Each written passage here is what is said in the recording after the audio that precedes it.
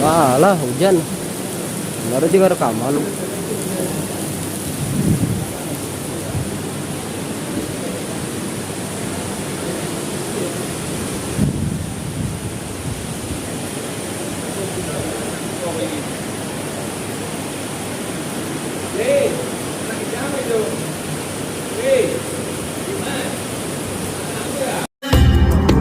Hamil istri.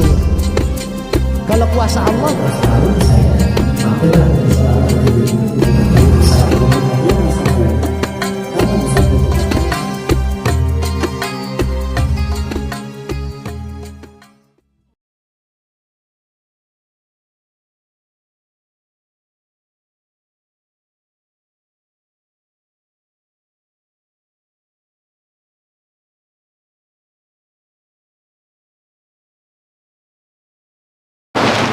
Bismillahirrahmanirrahim.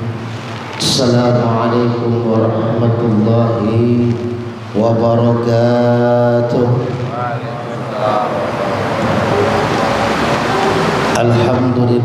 Alhamdulillahi rabbil alamin. Assalatu wassalamu ala asrafil anbiya'i wal mursalin wa ala alihi wa sahbihi ajma'in, amma ba'd. Allahumma salli ala Sayyidina Muhammad wa ala ali Sayyidina Muhammad kama sallaita ala Ibrahim wa ala ali Ibrahim fil alamin innaka Hamidum Majid. Para hadirin jamaah salat duhur yang dirahmati Allah, alhamdulillah, puji dan syukur kita panjatkan pada Allah Subhanahu wa ta'ala pada kesempatan zuhur kali ini di hari ke-21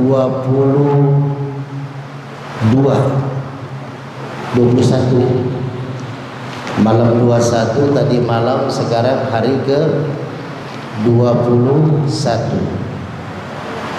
Jadi alhamdulillah kita sudah diberikan kepercayaan oleh Allah untuk melaksanakan Ramadan sampai dengan di fase ketiga.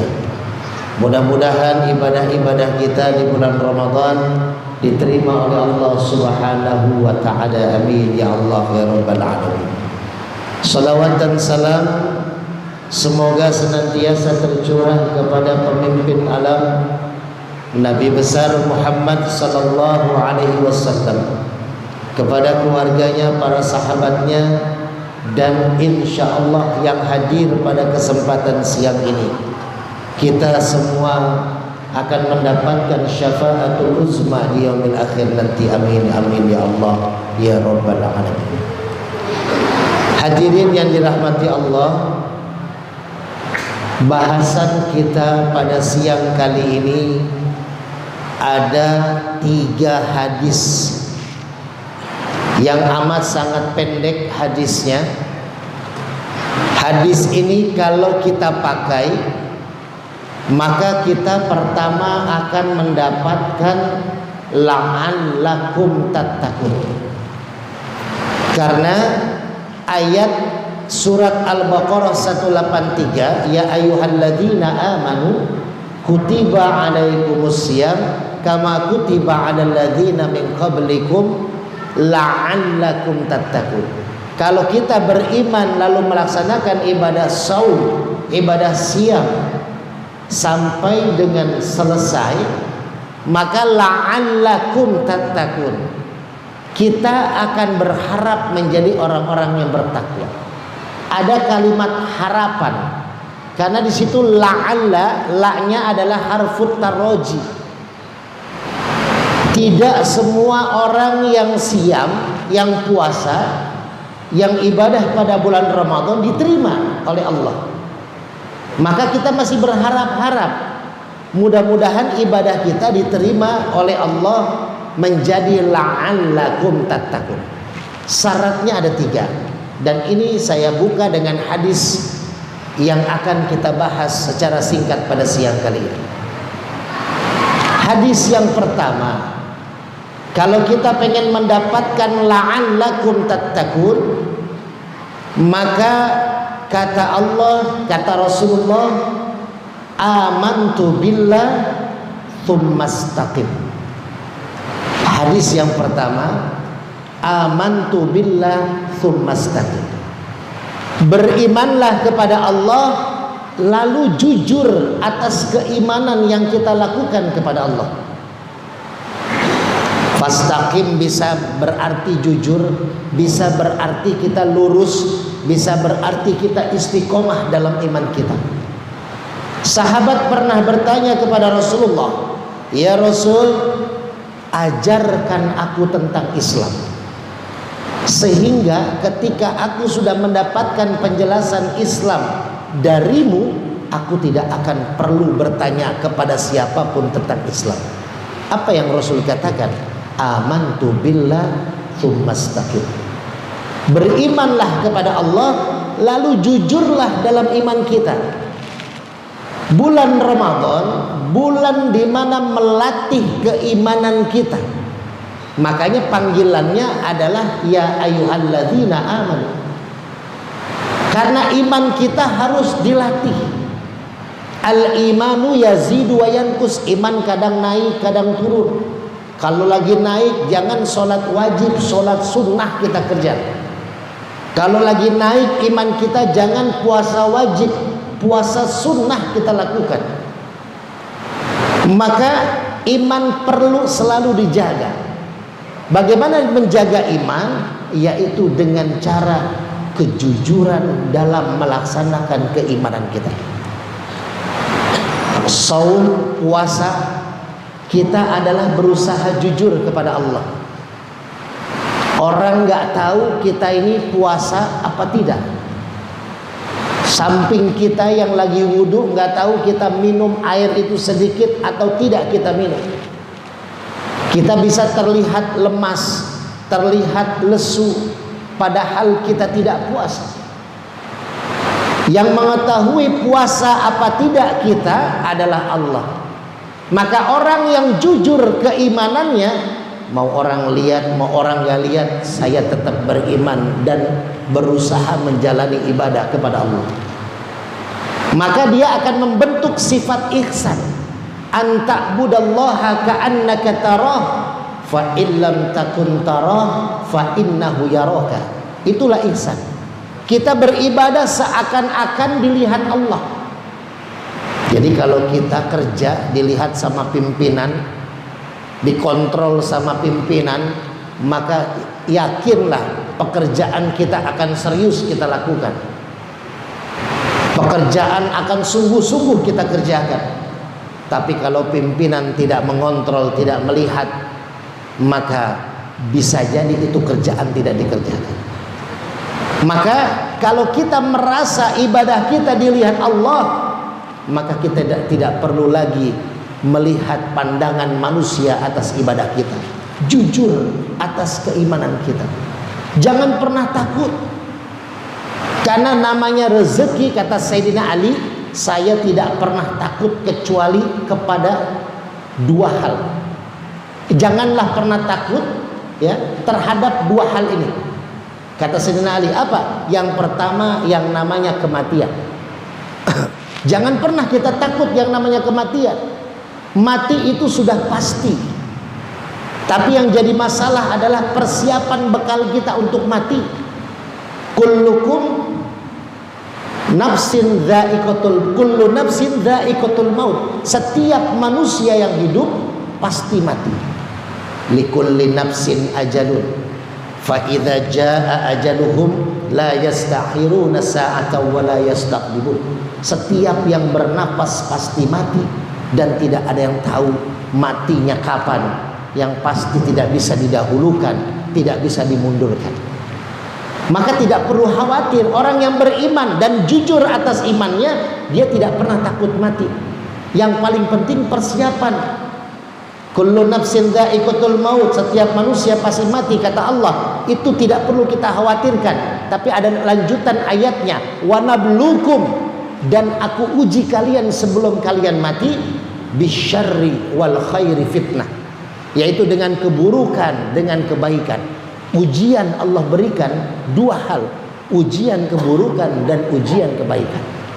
Kita menganggap ujian keburukan, kalau anak tidak lulus sarjana, kalau anak tidak lulus tes untuk pekerjaannya, itu sebuah keburukan.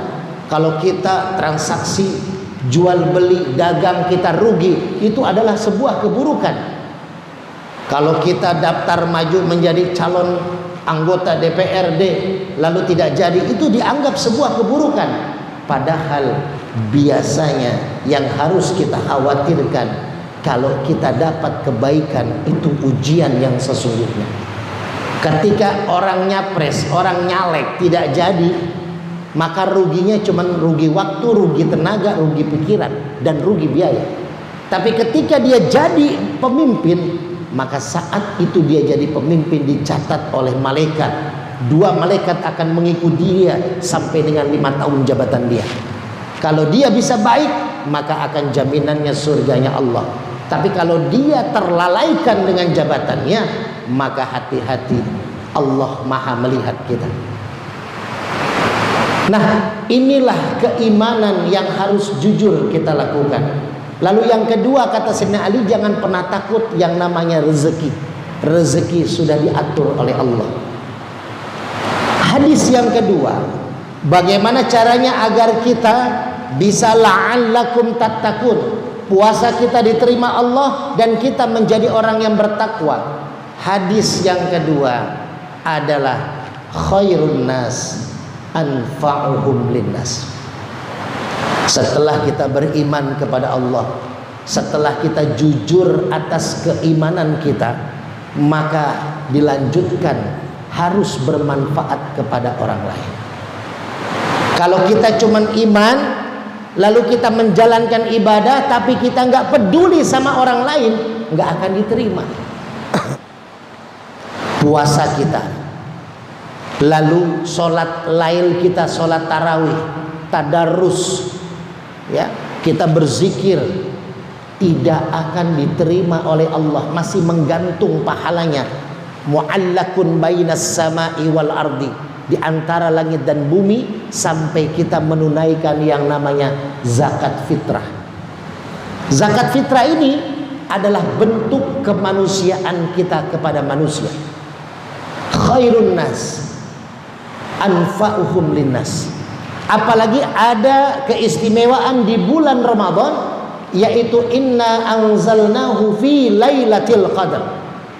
Ada satu keajaiban di Ramadan, satu rahasia besar yang semua umat Islam menunggu datangnya dan diterimanya malam ini, yaitu malam Lailatul Qadar. Malam diterimanya ibadah kita dan diberikan keistimewaan ibadah selama 83 tahun. Jadi kalau misalkan ini malam ini ada yang itikaf di Masjid Agung Brimob, lalu bapak-bapak memberikan sumbangan untuk makan sahurnya di masjid ini, maka ketika malam nanti ada Lailatul Qadar datang, diterimalah sama jamaah yang berzikir itikaf di masjid ini, maka apa yang kita keluarkan, uang yang kita keluarkan untuk sahur, itu pahala kita dapat senilai kita berikan pahala selama 83 tahun. Maka ini yang paling utama. Rasul mengajarkan, kalau orang mengasih makanan yang puasa, maka pahalanya dapat sama seperti orang yang puasa.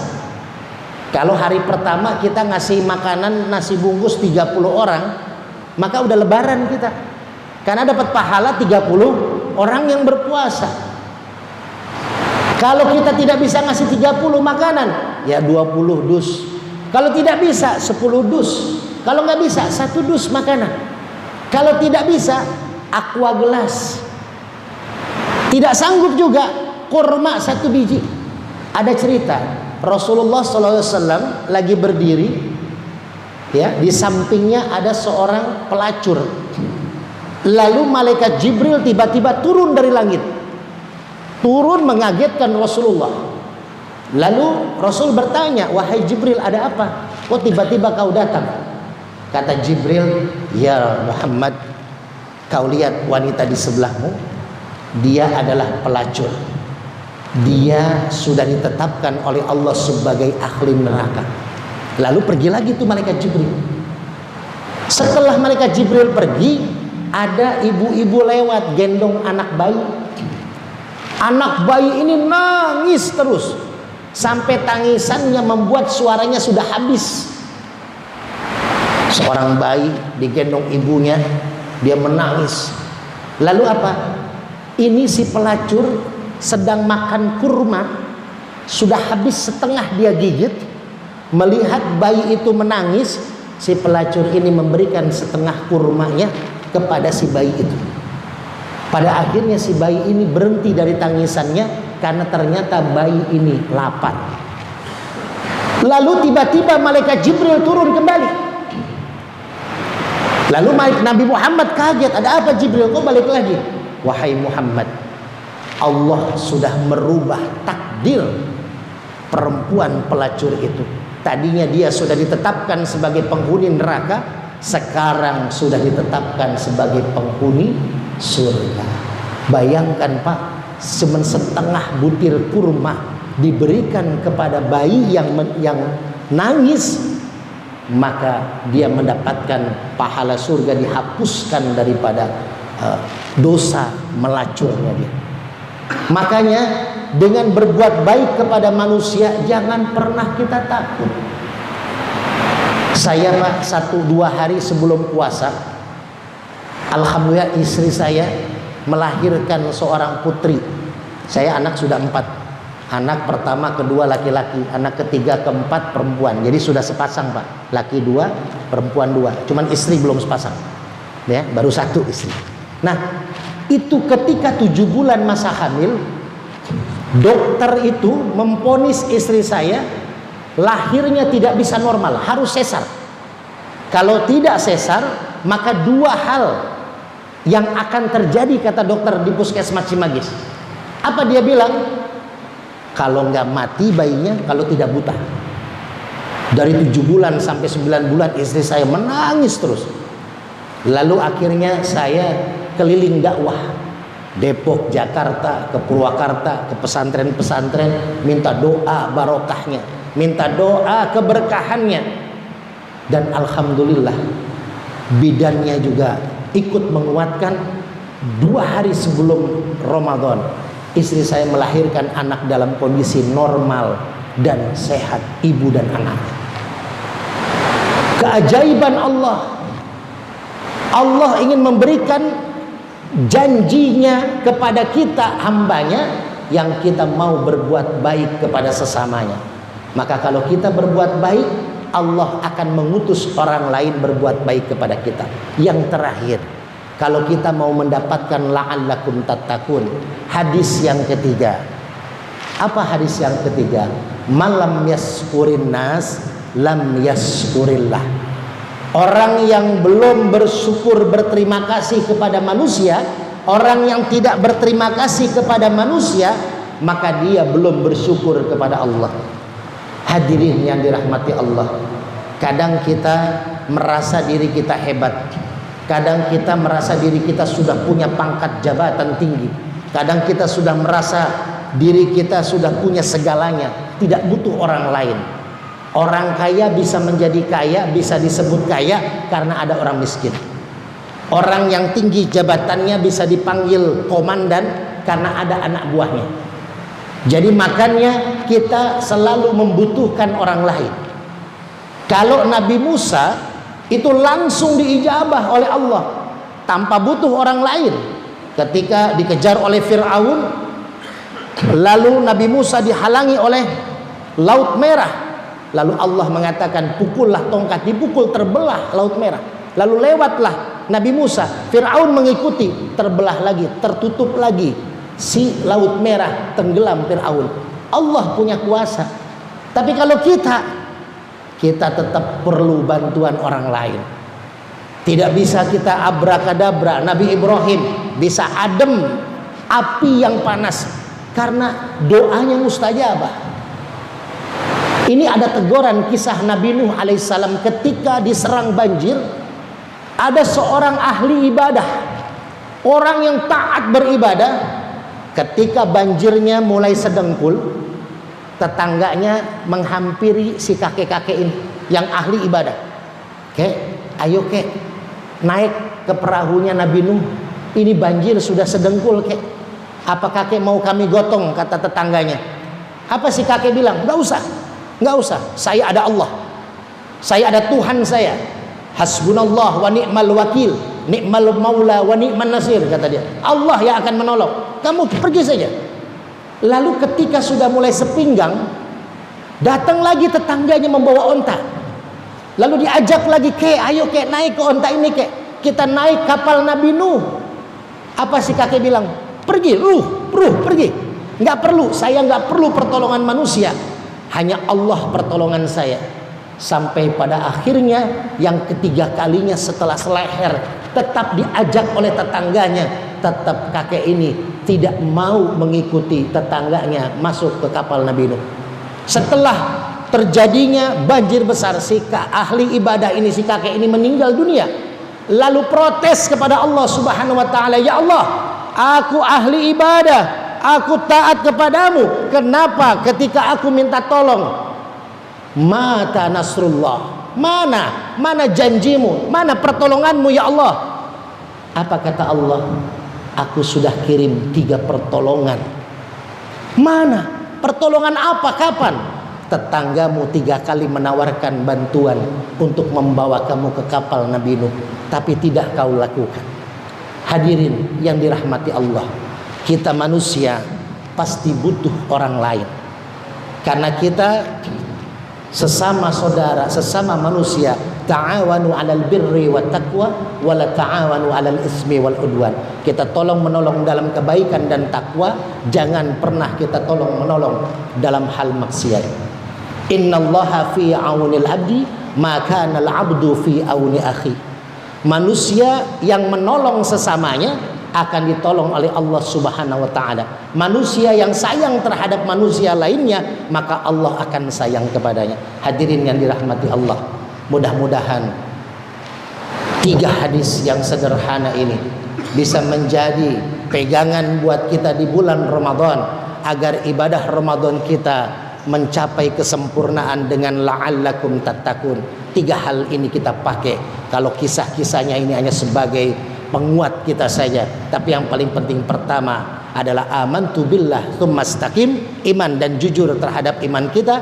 Yang kedua adalah khairun nas anfa'uhum linnas, manusia yang baik yang bermanfaat terhadap sesamanya. Yang ketiga may yaskurin nas yaskurillah, orang yang berterima kasih kepada manusia maka dia bersyukur kepada Allah Subhanahu wa taala. Mudah-mudahan ibadah kita diterima oleh Allah Subhanahu wa taala.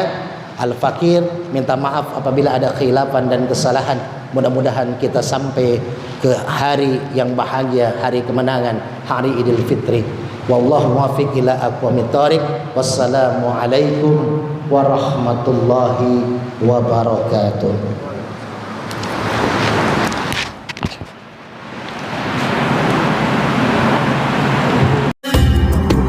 Hamil istri. Kalau kuasa Allah,